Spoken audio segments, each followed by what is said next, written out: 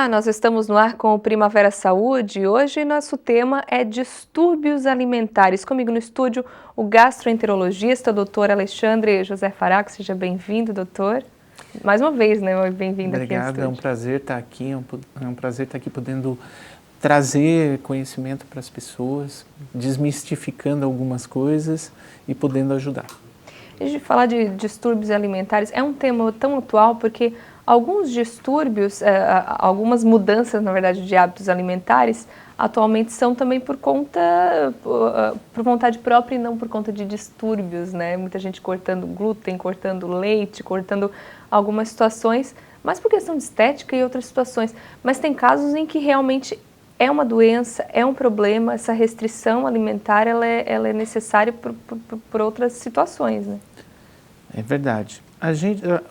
Se tem um modismo, digamos assim, da retirada do glúten, da retirada da lactose, com a ideia de emagrecimento, né? Isso é uma das ideias. Mas, sem comprovação científica, até porque uma dieta sem lactose e sem glúten é uma dieta neutra. Ela não vai nem emagrecer nem engordar, vai daquilo que tu come. Se comer muito, vai engordar, se comer pouco, vai emagrecer. Agora, existem os casos de doenças que realmente têm a necessidade da retirada desses alimentos. Na doença celíaca, onde eu tenho um processo inflamatório gerado pelo glúten que está presente no trigo, no centeio, na cevada, na aveia brasileira, porque a aveia não tem glúten, mas ela é moída no mesmo moinho que moe o trigo, então tem uma contaminação importante. E tem algumas pessoas que acabam fazendo reação cruzada também ao malte. No caso da doença celíaca. Doença daí, né? celíaca. Mas nesse caso, ela gera realmente um desconforto, o corpo te cobra também essa restrição. Na doença celíaca, a gente tem, por conta desse processo inflamatório, e ela é uma doença autoimune. Então, ela pode gerar inúmeros sintomas, inúmeras doenças associadas. É muito mais importante do que a gente imagina. A média hoje, a porcentagem hoje da doença no país e no mundo é em torno de 1%. Então, a cada 100 pessoas, uma pessoa tem doença celíaca. Existem países e regiões em que esse número maior, por exemplo, na Itália, nos Estados Unidos e aqui no Brasil, na região sul, ela é maior, tem uma incidência, a gente no Brasil tem poucos dados, mas o que eu vejo no dia a dia é que isso deve gerar em torno de 2 a 3%, então de cada 100, 2 ou 3 habitantes teriam doença celíaca. Mas alguma coisa explica esse zoneamento? É uma doença genética, geralmente de brancos caucasianos. Então, como a nossa região aqui é uma região de italiano, de alemão, de polonês, essa nossa região tem muito descendente. Quanto mais para o norte da Europa, mais chance de ter a doença celíaca, mais esse gene da doença celíaca é disseminado. Por isso que isso vem importado com os nossos imigrantes para cá e trouxe a doença junto. Né? E ela vai aflorando. O ruim é que são locais também que comem muita massa. Sim, né? claro, fora a tradição gastronômica da região é onde tem muito uso do trigo. Outra situação que acontece por aumento dessa doença celíaca é essa alteração genética do trigo para que ele produza mais. Então, a partir da década de 60, ele foi modificado geneticamente, ele aumentou de 40 a 60 vezes a produção dele. Com isso, ele aumenta a quantidade de glúten dentro dele, e esse glúten o organismo passa a não reconhecer mais, ou melhor, a reconhecer como se fosse um inimigo, para quem tem o gene, e essa reconhecimento como inimigo gera uma criação do anticorpo, que cada vez que o glúten encosta na mucosa do intestino, tem um anticorpo lá para destruir, só que ele destrói a mucosa junto. E isso que gera esse processo inflamatório. Isso que gera o processo inflamatório. Só que desse processo inflamatório, ele pode me trazer outras doenças autoimunes. É muito comum ter uma tireoidite, inflamação da tireoide por formação de anticorpo. É comum ter uma artrite reumatoide. É comum, mais comum do que a gente pensa, a presença de endometriose em mulheres, infertilidade, é comum ter, na pior das hipóteses, é comum, pode acontecer também tumores, são mais comuns os tumores do trato digestivo, em especial o linfoma. Então, é uma doença que tem uma repercussão e que tu tem que fazer o diagnóstico, certo? E com esse diagnóstico um tratamento por causa do risco que acontece. É por conta dessa mudança, dessa alteração do trigo mesmo, né? Isso explica a gente ter números, né? Um número maior de pessoas com doença celíaca, porque a gente notou são coisas mais casos hoje, né? Isso, é verdade, mas são coisas que acontecem porque a partir do momento que a medicina vai melhorando, digamos assim, evoluindo, fica mais fácil os meios de diagnóstico. Então, como com esse aprimoramento desses meios de diagnóstico, se chega ao diagnóstico mais fácil e começa a se ver um maior número de casos de doença celíaca na população. É importante frisar a forma de apresentação da doença celíaca. Por quê? Porque isso vai justificar essa procura maior nos pacientes. Porque eu tenho a forma clássica, que a partir de 1 ano de idade, onde é introduzido com maior número os produtos com o glúten, por exemplo, ganha o bebê até os 6 meses de aleitamento materno, normalmente é só aquilo ali, aí lá pelos 6 meses começa a famosa papinha de bolacha. Então tu começa a introduzir esse glúten na dieta. Se essa criança tem o gene para doença celíaca, e esse gene se manifesta, ele começa a criar um anticorpo e começa a ter a lesão. Então é uma criança com 1 para 2 anos, com baixo peso, baixa estatura, uma criança chorosa e que não ganha nem peso nem estatura, como eu falei, e tem diarreia crônica. E esses são os primeiros sinais de alerta. Na forma clássica. E a forma clássica, hoje em dia, está cada vez mais fácil de fazer o diagnóstico, os pediatras conseguem fazer. O grande problema é a forma frustra, que a gente chama, ou a forma de adulto, em que tu tem, é um bebê magro, é um bebê meio barrigudinho, mas vai se criando e vai se criando, só que ele chega lá pelos 20, 30 anos, sempre teve um desconforto abdominal, sempre foi mais de uma vez por dia no banheiro, é um cara que sempre tem um problema de estômago, sempre teve a famosa barriga inchada, e o pessoal, e assim, ó, isso é normal, eu sempre tive, e não vai investigar, e não investiga. E aí, um pouco mais para frente, de tanto ser exposto a esse anticorpo, ele começa a desenvolver outras doenças. Essas doenças que podem estar associadas com a doença celíaca. Eu já tive paciente em que o primeiro sintoma foi o tumor, foi o linfoma. Aí do linfoma, a gente fez o diagnóstico de que tinha doença celíaca. Daí a importância do diagnóstico. E como é que se faz o diagnóstico? Ele é clínico, ele a partir de exames laboratoriais? Na medicina a gente chama o exame padrão ouro, digamos assim, para o diagnóstico. No caso da doença celíaca, o exame padrão ouro é a biópsia da segunda porção intestinal, que é feita através da endoscopia. Existem exames laboratoriais, mas o exame laboratorial ele tem um monte de várias variáveis, desculpem o pleonasmo, mas essas variáveis que incluem desde o laboratório, desde o reagente, desde o bioquímico que olhou, desde a forma que foi coletado esse exame e que podem dar o que a gente chama de falso negativo, sendo que o paciente é celíaco. Então o padrão ouro ainda é endoscopar e fazer biópsia. Agora, tem muita gente, doutor, porque o doutor falou que em média 1% aí da população, né, tem a doença celíaca, mas tem muitos que ainda não diagnosticaram, de repente, até por medo, ou por não querer abrir mão de uma alimentação. As duas coisas. Existem pacientes que não dão importância, existem pacientes assintomáticos, tem a doença, tem o processo inflamatório, mas não sente nada. E tem os pacientes que sabem que tem, ou suspeitam que tem, porque pela doença ser genética, ele tem o mesmo sintoma do primo ou do irmão e não quer abrir mão da dieta sem o glúten. Que é uma dificuldade. Hoje nem tanto, né, assim, doutor? vivemos no mundo capitalista. Quanto mais celíaco eu tenho, mais produto eu tenho para esse celíaco para ser apresentado para ele. Quanto menos celíaco eu tenho, menos gente investindo nisso. Então, aqui na nossa região, ninguém pode reclamar, tá? Nós somos privilegiados.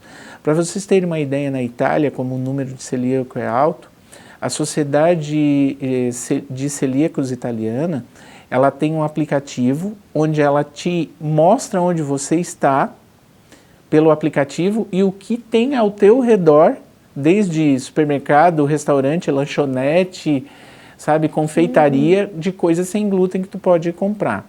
Na Argentina, eles têm uma lei para celíaco. Nessa lei para celíaco, todo estabelecimento tem que oferecer ao menos uma opção de algum alimento sem glúten.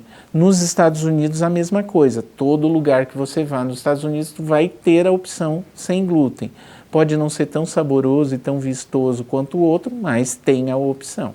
Há alguns anos já não se tinham substituições, era apenas cortar o glúten realmente. Eu tenho paciente com doença celíaca que hoje estão na faixa de 60 anos, que elas me contam que quando foi feito o diagnóstico, isso há uns 30, 40 anos atrás ou até mais, a mãe tinha um pilão, ela socava o arroz no pilão para fazer farinha, para poder fazer um pão para essas. É uma família, são as irmãs, tem umas 3, 4 irmãs. Tem. Então, era assim que funcionava. Hoje não, hoje é muito fácil. Hoje tu tem mix de farinhas para fazer os bolos, os pães.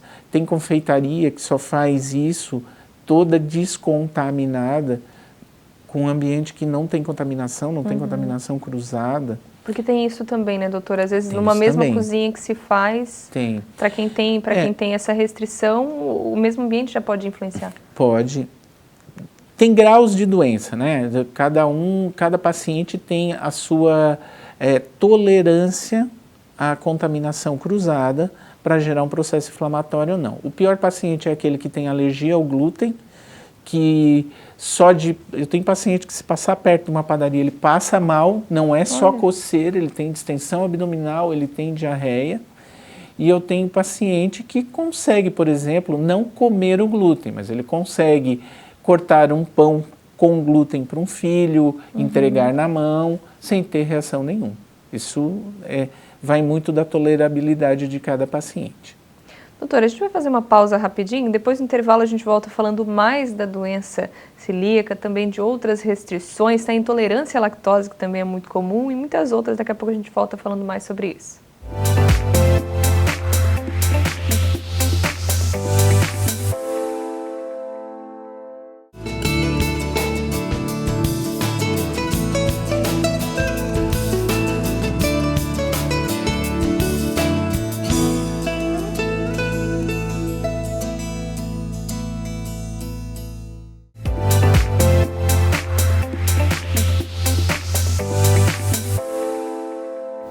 Estamos de volta com Primavera Saúde, hoje falando de distúrbios alimentares e de restrições alimentares por conta de algumas doenças, né, algumas situações. Falávamos da questão dos celíacos, né, doutor? Agora, a doença celíaca, ela tem cura ou justamente por ser genética é uma questão de mudança de hábitos realmente? É mudança de hábito. E é muito gratificante porque tu vê que o paciente tira o glúten e eu tenho uma regeneração completa da mucosa, porque eu não tenho mais estímulo. E aquele paciente que tinha uma série de sintomas, os mais comuns é dor e distensão abdominal, diarreia, presença de aftas e enxaqueca, de repetição, ele ele não tem mais nada e vem, doutor, não tem mais nada, estou ótimo.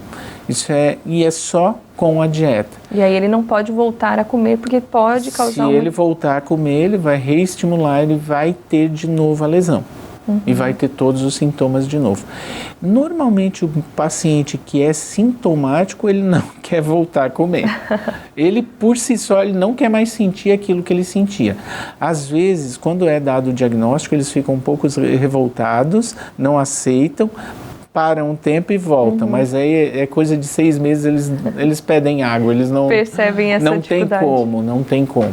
Agora, outra restrição que, né, quando a gente fala de restrição alimentar, distúrbios alimentares, que é bem comum e tem se tornado cada vez mais comum é a questão da intolerância à lactose. E aí são duas situações, né, doutor? Tem a intolerância, tem a alergia também à proteína do leite. São duas coisas diferentes. A mais comum é intolerância à lactose, onde o paciente, o indivíduo não tolera a lactose que está presente no leite e derivados, e tem a alergia à proteína do leite de vaca, onde ele tem um processo inflamatório alérgico contra leite e derivados. Por que é importante isso? Porque na intolerância à lactose eu tenho enzima, eu tenho um remédio que pode substituir aquela lactose que falta, ou lactase, que falta no organismo, que é o que quebra a molécula da lactose, a proteína lactose, numa forma em que o organismo absorve. Quando ele não tem essa lactase no intestino, esse leite ele não é absorvido e ele fermenta através da ação das bactérias do intestino e cria o ácido lático. O ácido lático nessa fermentação vai acidificar as fezes, vai dar distensão abdominal, vai dar diarreia e pacientes sensíveis podem ter enxaqueca, náusea e até vômitos. Então, eu não tenho a enzima, e isso é muito comum à medida que nós vamos envelhecendo. E Daí, nesse caso, a intolerância, ela pode ser genética também? Como não, ela não, normalmente ela não é genética. Eu não posso te dizer que não é genética, porque o que acontece? Eu até brinco, porque eu vi uma palestra uma vez de um pediatra do Rio de Janeiro dizendo que a gente é mutante. Porque o que acontece? A gente não vê cachorro mamando depois de 2 anos, não vê terneiro mamando depois de 2 anos. Os mamíferos, após os 2 anos, normalmente não mamam. A única raça que mama é a humana. E o que se acha é que na época da era glacial, onde tudo estava congelado, aqueles habitantes das cavernas notaram que os animais que tomavam leite, eles estavam conseguindo sobreviver, eles começaram a tomar aquele leite, e quem era totalmente intolerante acabava tendo diarreia e morria, e foi criando uma raça de mutante que conseguia produzir lactase até a fase adulto, que é a gente, né? Que nós conseguimos ficar tolerantes, mas isso vai se perdendo a partir do tempo, e a gente vai vendo que quanto mais velho vamos ficando, menos capacidade de digestão dessa lactose nós vamos tendo. Por isso também a intolerância aparece, às vezes, do nada, né? Eu estava conseguindo consumir e agora comecei a ter algum desconforto. Isso pode acontecer realmente? Pode acontecer. Outra coisa é que nós temos uma carga de lactose que a gente consegue administrar, digamos assim, consegue digerir. E o senhor diz uma quantidade diária? Por quantidade que tu ingere. Acontece, e isso aconteceu uns anos atrás, que tinha um produto que, se você não evacuar tomando o nosso produto lácteo, a gente devolve dinheiro. O que era aquilo lá? Era uma carga elevada de creme de leite que tinha dentro daquele produto que nem uma pessoa sadia ia conseguir digerir. Então ele fazia uma diarreia por aumento de presença de ácido lático, ele forçava uma intolerância à lactose numa pessoa que não tinha. Então isso é importante porque se eu exagerar numa pizza 4 queijos e comer uma carga de pizza 4 queijos, ou nhoque 4 queijos, ou alguma coisa que tenha queijo demais, eu vou acabar fazendo uma diarreia, mas eu não sou intolerante, é porque a carga foi muito grande. Tá? Isso acontece com a lactose. A vantagem da intolerância à lactose é que eu tenho enzima que degrada essa lactose, né, que quebra essa lactose sinteticamente. Eu posso comprar e assim o paciente tem intolerância à lactose, mas ele quer comer uma pizza, sem problema. A pizza, eu sempre digo que a enzima ela é na hora, porque ela vai agir naquela comida. Às vezes o pessoal toma em casa para depois ir comer na pizzaria. Não, ele tem que levar, e a primeira mordida é o remédio. A segunda mordida é o que ele vai, o sorvete, a pizza, o macarrão. Porque ele vai ter que agir ali quebrando e facilitando para que ele possa digerir aquela lactose. Agora, a alergia à proteína do leite é outra coisa. É outra coisa, ela gera um processo inflamatório, não tem enzima e tem que ser excluído da alimentação qualquer produto que tenha lactose. Porque no caso da intolerância, tu ainda consegue substituir. Não é lactose, é leite. Qualquer leite. Qualquer leite. No caso da intolerância, às vezes se usa outro tipo de leite que às vezes ainda dá, né? Até um leite sem lactose, enfim. Isso, leite sem lactose, leite com baixo teor de lactose, por exemplo, leite de búfalo, leite de cabra, tem pouca lactose. Uma das, a grande vilã da alergia à proteína do leite de vaca é a caseína. Tem alguns animais que têm, inclusive modificado, tem algumas vacas que produzem naturalmente leite sem caseína e daria para usar. E tem outros animais que eu não tenho certeza agora, mas eu acho que não tenho certeza mesmo. Se o seu leite de cabra é baixo em caseína, eu sei que ele é muito baixo em lactose.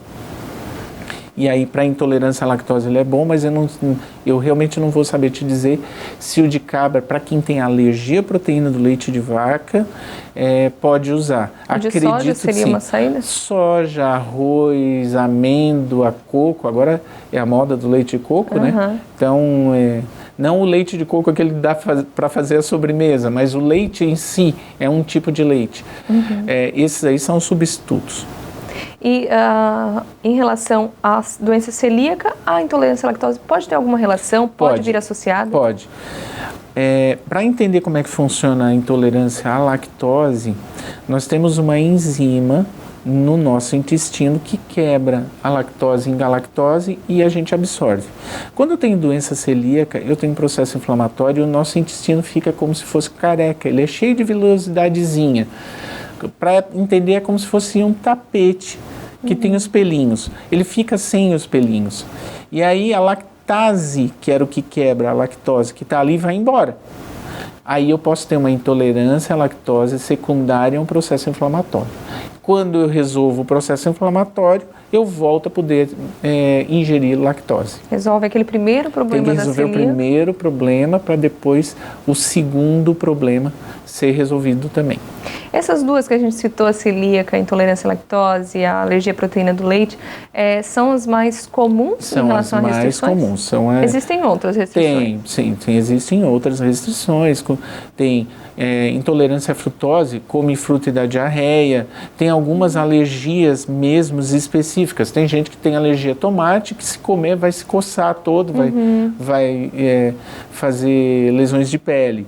Tem a morango, abacaxi, tem uma série de restrições, mas aí é alergia mesmo, não é com um processo inflamatório, não é uma coisa mais grave.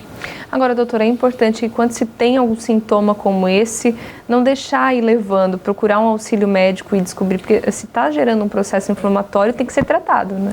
Tem que investigar, principalmente, eu sempre gosto de falar da doença celíaca, principalmente aqui na nossa região sul do Brasil, onde tem muito imigrante italiano. Eu sei que lá no Sudeste também tem muito imigrante italiano. Se a gente for pegar para o Nordeste, onde teve ocupação holandesa, lá para Recife, lá para cima, também tem que avaliar, porque não é normal tu ter sempre diarreia, vai 4, 5, 6 vezes ao dia ao banheiro. Não é normal estar sempre com distensão abdominal, a famosa barriga inchada, não é normal. Normal é tu poder te alimentar sem excesso e ter uma qualidade normal de vida sem um desconforto. Então é interessante investigar. Paciente que tem afta de repetição, paciente que não tem enxaqueca que não melhora com nada, paciente que está tentando engravidar e que já fez de tudo e não descobriu do que era, pode ser doença celíaca. Então é uma doença que eu acho que é pouco diagnosticada aqui no nosso país, porque ela tem uma série de nuances, tem toda uma miscigenação de raça característica do Brasil, e ela está aí, adormecida, mas presente e trazendo doenças que poderiam estar sendo curadas, ou sintomas que poderiam estar indo embora só com dieta. E hoje em dia é muito fácil fazer dieta sem glúten, muito fácil. Mas eu não quero fazer dieta porque eu não quero deixar tomar minha cerveja. Tem 5, 6 marcas de cerveja sem glúten. né? Eu não quero deixar de comer o meu macarrão. Tem várias marcas de macarrão sem glúten. E com gostos bem semelhantes. Muito semelhante, muito semelhante. Eu não noto diferença no macarrão comum para o macarrão sem glúten. Para mim é o mesmo gosto. Os pães dá um pouco de diferença, mas é muito pouco também. Alguma mudança na vida da pessoa também com essa alteração? Porque a alimentação é muito tranquila, né, doutor? Algumas adaptações dá para fazer, né? Sim, a parte de alimentação, como eu falei, está muito fácil hoje, tem muitas opções. Só que é uma doença que restringe muito a tua vida social. Porque tu vai, por exemplo, em um casamento e não consegue se alimentar com o que tem, ou tu vai levar tua marmitinha. Eu brinco com os meus pacientes e digo para eles, ó, tu vai virar o chato, tu vai virar o reclamão. E pode fazer isso, pode brigar lá no restaurante, por que ele não tem uma opção para ti? Por que ele engrossa o molho do filé, o molho madeira, com trigo e não engrossa com maisena?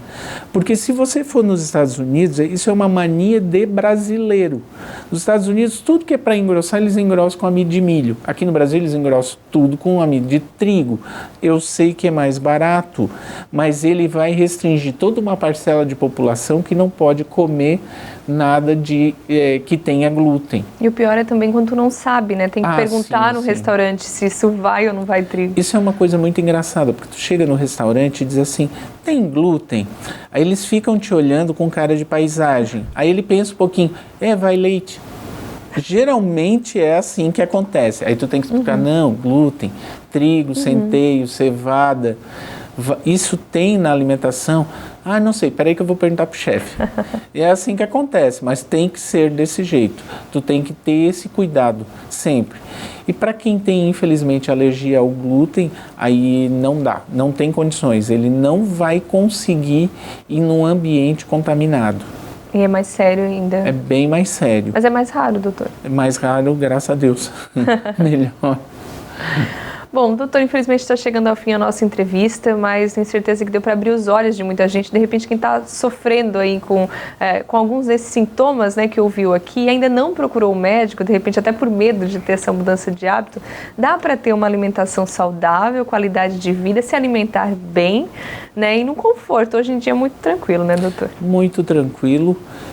Não precisa ter medo, o mundo não acabou. Eu tive uma paciente que veio chorando, meu mundo acabou. Eu disse, não acaba em nada. Aí, aqui na nossa região eu indico o dia, eu disse, ó, vai lá que teu mundo não acabou, tem a tua torta que tu tanto deseja, a pizza que tu quer, tem tudo lá, não acabou não. O que acaba são os sintomas. E dado o risco de outras doenças mais sérias, principalmente o câncer, vale muito a pena investigar.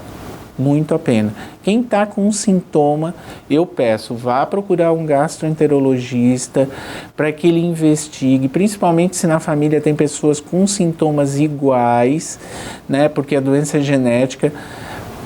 Peçam para o médico lembrar, doutor, será que não tem aquela doença do glúten? Pedem para ele investigar.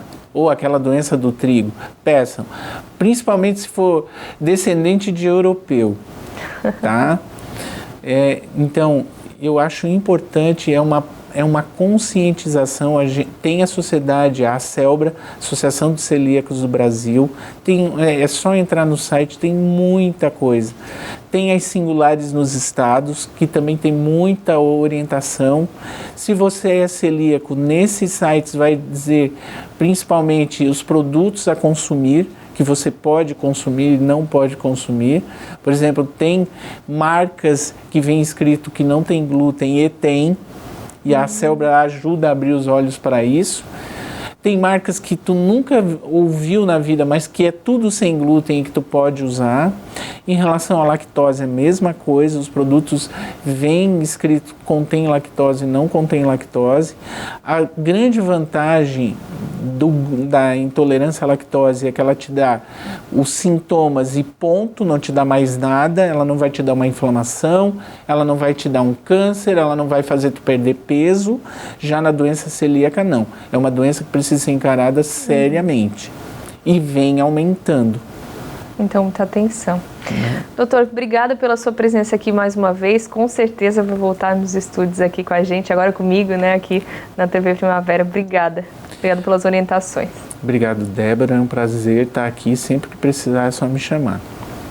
A gente vai encerrando com o Dr. Alexandre Faraco, o Primavera Saúde dessa semana. A gente volta na semana que vem falando mais de saúde, bem-estar e qualidade de vida aqui na TV Primavera. Até lá!